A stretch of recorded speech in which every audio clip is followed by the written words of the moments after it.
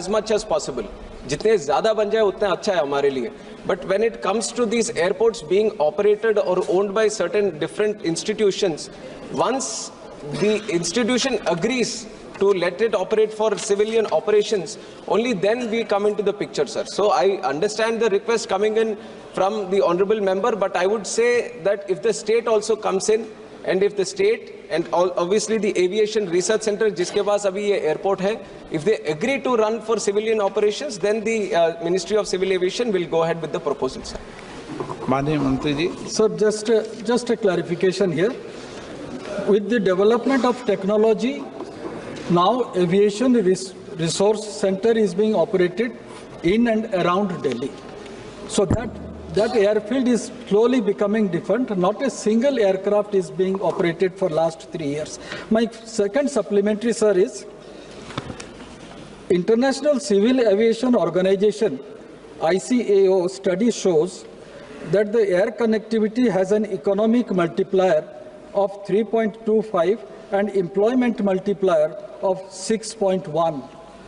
My question is, will the minister let us understand the total increase in operational airports since 2014, the impact of widespread and affordable air travel on general population from Tier 2 and Tier 3 cities?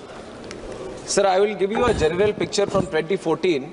What were 74 airports in 2014, now in the last 10 years, we have expanded the whole airport network to 157 airports, sir.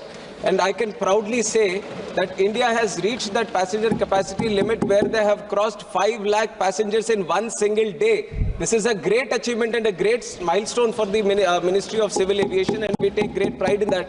With the improvement of the network, we have created, the more number of passengers have come into this air travel network, sir.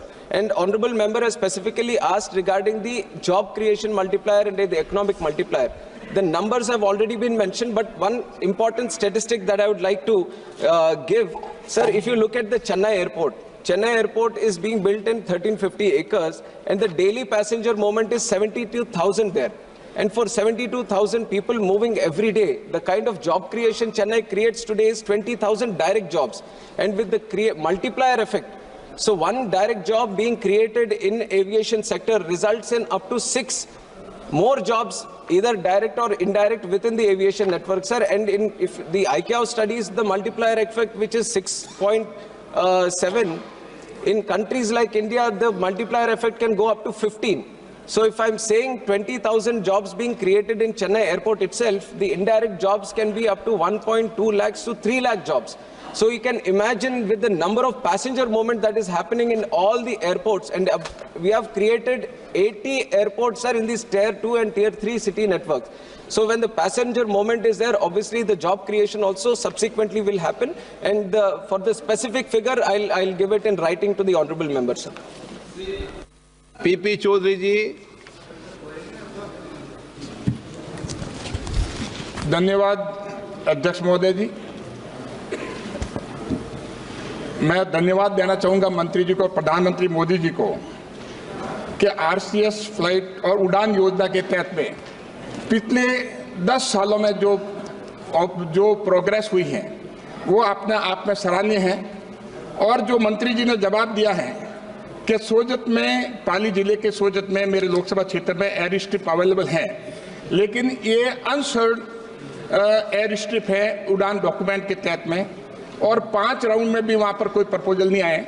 मैं मंत्री जी के notice में लाना चाहूँगा कि हाल ही में प्रधानमंत्री मोदी जी के नेतृत्व में जो 12 इंडस्ट्रियल कॉरिडोर डिक्लेयर हुए हैं, वो पाली में भी एक इंडस्ट्रियल कॉरिडोर डिक्लेयर हुए हैं. उसके लिए 932 करोड़ पाली लोकसभा क्षेत्र के लिए प्रधानमंत्री मोदी जी के द्वारा दिए गए हैं, और 7,500 करोड़ और दिए जाएंगे.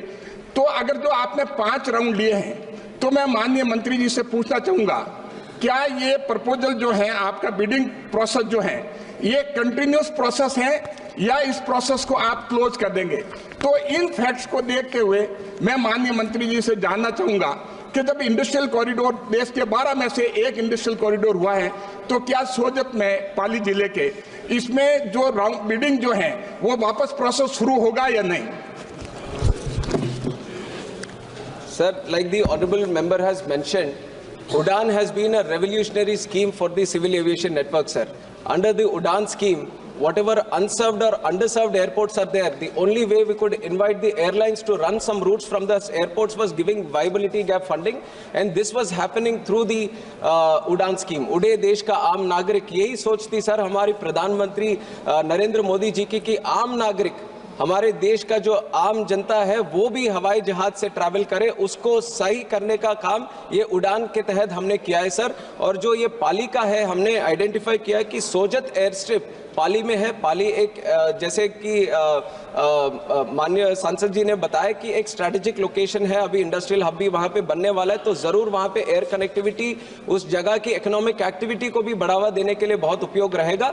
तो उड़ान में एक बार लिस्ट हो जाता है सर कोई भी एयरपोर्ट, उसका कंटिन्यूस बिडिंग में रहता है। अगर इस बार एयरलाइंस नहीं आए तो बाकी दूसरे राउंड में हम ज़रूर लगाएंगे। और अभी उन्होंने प्रश्न भी उठाए, तो ज़रूर हमारी भी कोशिश यही रहेगी कि वहाँ से किसी भी तरह एक प्लेन को हम चलाएं, तो ज़रूर कंटिन्यूस बिडिंग उसका चलता रहेगा सर। जवाब अच्छा देते हो, लेकिन थोड़ा शॉर्ट और करने लग जाओ, पर जवाब प्रॉपर्ली देते हो।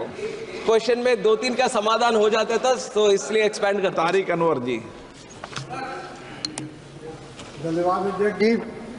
रोज मेरा नहीं। मंत्री जी से स्पेसिफिक क्वेश्चन बिहार को लेकर है कि बिहार में बिना सेवा वाले हवाई अड्डों में के विकास के लिए सरकार की योजनाएं रीजनल कनेक्टिविटी स्कीम और उड़ान के तहत क्या है, और साथ ही ये बताने की कृपा करेंगे मंत्री महोदय कि क्या कटिहार आरसीएस मार्ग को उड़ान 3 के तहत बोली लगाने के लिए प्रस्तावित किया गया है? यदि हाँ, तो कटिहार हवाई अड्डा जो हमारा क्षेत्र है, संसदीय क्षेत्र है, का कब तक चालू होने की उम्मीद है, ये जानना चाहूँगा माननीय मंत्री महोदय से। वही है पूर्णिया का भी बता देते हैं सर। पूर्णिया का तो वैसे टेंडर हमने कर दिया। हमारे मंत्री महोदय भी जबरदस्त हैं। इतना बताता हूं कि बैठे बैठे व्यक्ति का जवाब मत दो, पर देते ही देते हैं।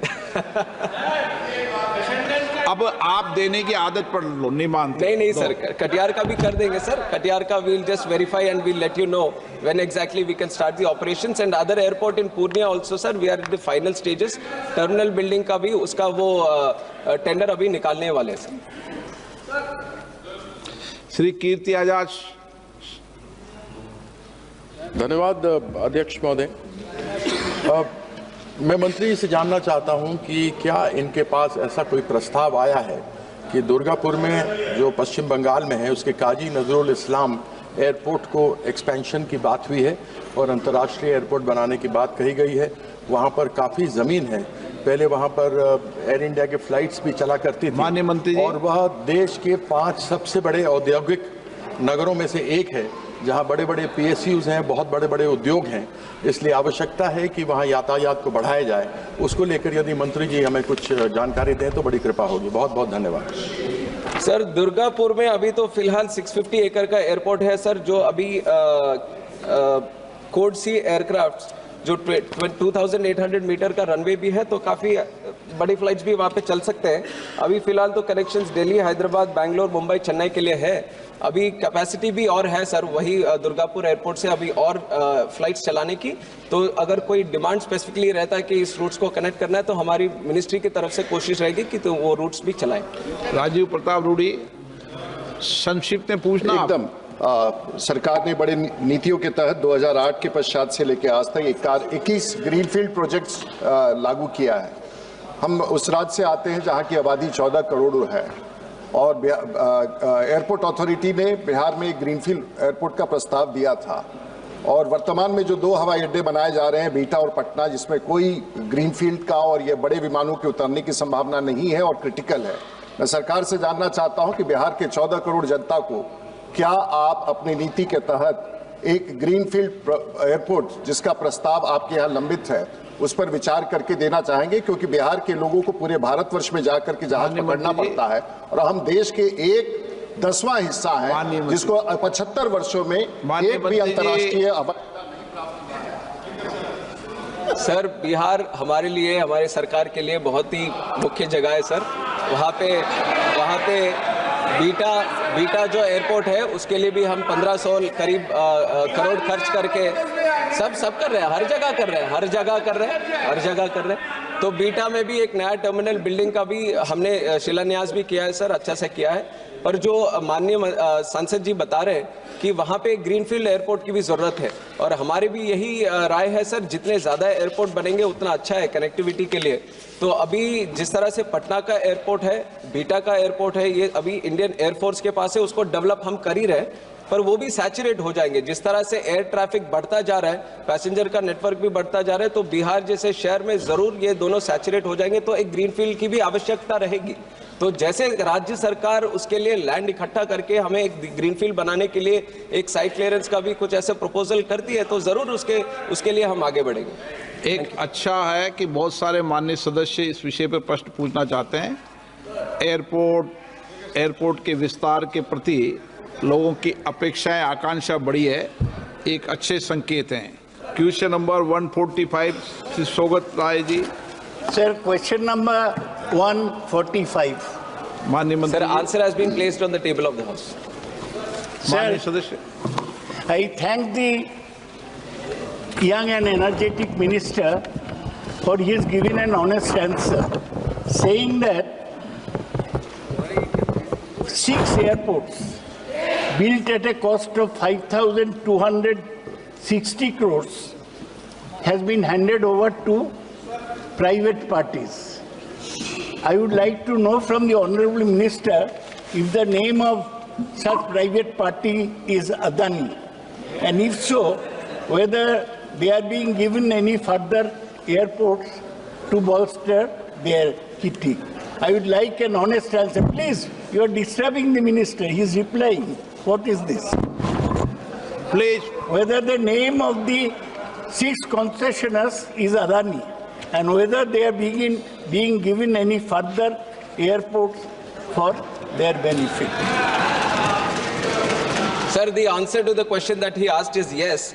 And what he has mentioned, that 5,260 crores which has gone into the investment into those infrastructure of the airports which has been leased out, that has been already given back to the airport authority.